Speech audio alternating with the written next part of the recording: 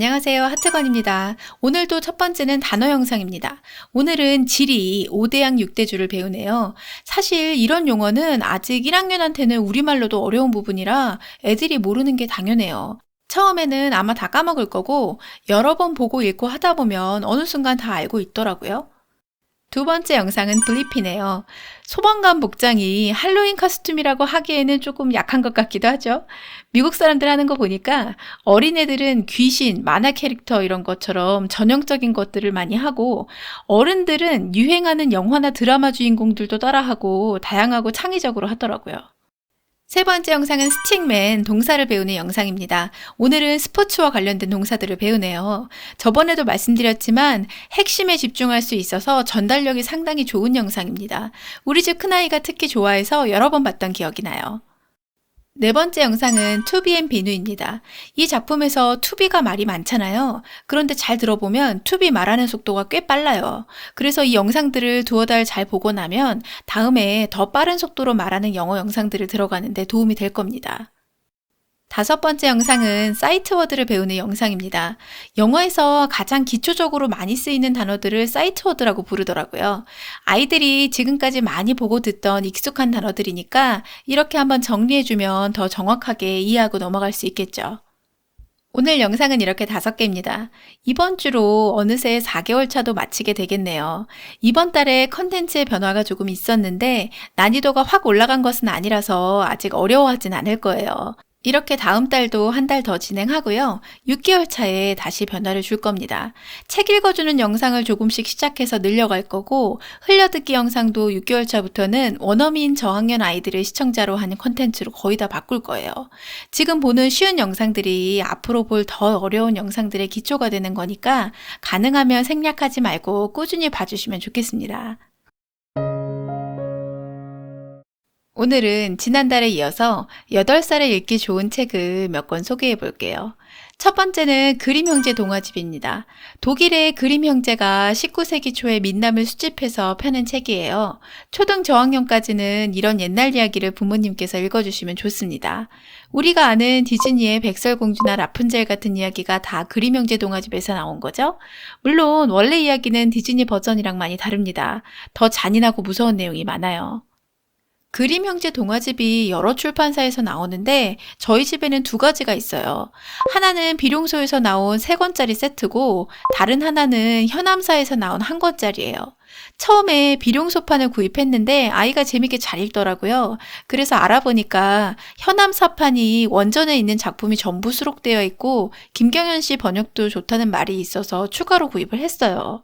이 현암사판이 책장에 꽂아 놓으면 참 멋있긴 한데 너무 많은 분량을 한 권에 담다 보니까 종이가 얇고 글씨가 작아요. 그리고 문체도 조금 딱딱하고요. 그래서 하나만 고르라면 비룡소판을 추천합니다. 펠릭스 호프만의 사파도 좋고 저는 한미희 씨 번역이 우리말로 읽었을 때 문장이 참 좋더라고요.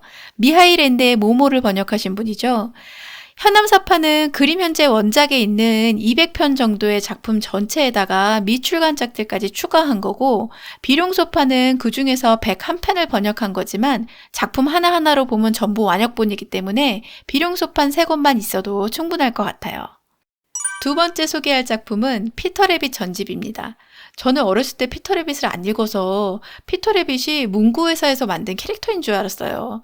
그런데 커서 알고 보니까 이 베아트릭스 포터가 엄청 유명한 작가더라고요. 우리 집 아이들이 좋아하는 부분을 조금 소개해 볼까요?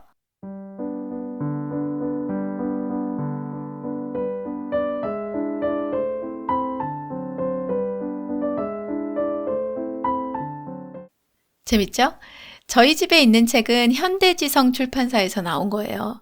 그림도 예쁘고 소장용으로도 좋긴 한데 아이 혼자 보기에는 글씨가 조금 작아요.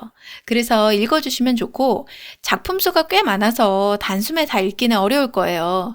조는 물고기님이 특히 재밌다고 추천하신 이야기를 몇 개 소개해보면 피터 래빗, 벤자민 버니, 제레미 피셔, 제미마 퍼들덕, 못된 토끼 이야기, 티기 윙클 이 정도 되니까 뭘 읽어줄지 모르겠다 싶으면 이 이야기들을 먼저 읽어주시면 좋을 것 같아요. 세 번째 책은 에밀은 사고뭉치입니다. 네, 드디어 아스트리드 린드그렌이 나왔네요. 삐삐 롱스타킹의 작가죠. 네이버에 아스트리드 린드그렌을 검색하면 이분의 기록물이 유네스코 세계 기록유산으로 등재되었다고 나옵니다. 20세기 세계에서 가장 유명한 아동문학가라고 나와요. 뭐 더 긴 설명이 필요 없을 정도죠. 제가 이렇게 작가의 유명세를 길게 언급한 이유는 이 작가의 다른 작품들도 꼭 챙겨보셨으면 해서예요.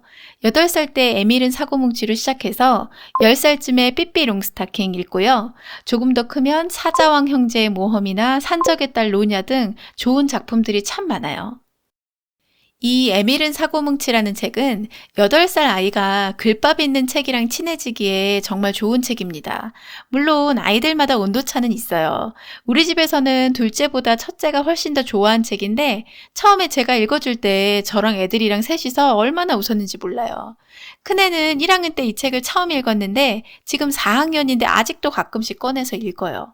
우리 집 둘째는 이 책보다는 나 이사 갈 거야 라는 책을 더 좋아합니다. 이 책은 언니 오빠가 있는 아이들이라면 공감할 만한 이야기가 많이 나와요.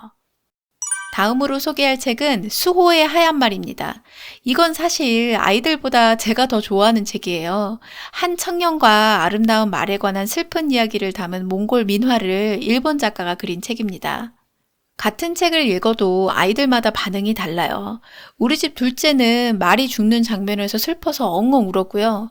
첫째는 내용보다는 그림에 관심을 갖더라고요. 이 책의 그림을 그린 아카바 수에키치라는 작가가 일본 국내에서는 물론이고 국제적으로도 큰 상을 많이 받았던 유명한 분이라고 하더라고요. 제가 좋아하는 책이라서 아이들한테 많이 읽어줬는데 너무 슬퍼서인지는 몰라도 아이들이 먼저 읽어달라고 가져올 정도로 좋아하지는 않았어요. 하지만 완성도가 높은 책이기 때문에 도서관에서라도 꼭 한번 읽어보셨으면 좋겠어요. 다음 책은 왜요입니다. 우리 집 둘째가 좋아하는 책이에요. 모든 일에 항상 왜요? 라고 물어보는 딸아이와 아빠의 이야기예요. 아이들 키워보면 왜요? 라는 말 정말 많이 하고 부모님 입장에서는 사실 좀 귀찮을 정도잖아요. 그걸 풀어낸 이야기인데 아이들 입장에서 공감할 만한 장면이 많아요. 이 책의 그림 작가가 토니 로스라고 굉장히 유명한 사람이죠. 호라이드 헨리나 데이비드 윌리엄스 시리즈 그림을 그린 분입니다. 이 책은 그림이 많은 구성이라서 혼자 읽기에도 부담이 없고 그림체나 색감도 예뻐서 우리 집 둘째가 자주 꺼내서 보는 책입니다.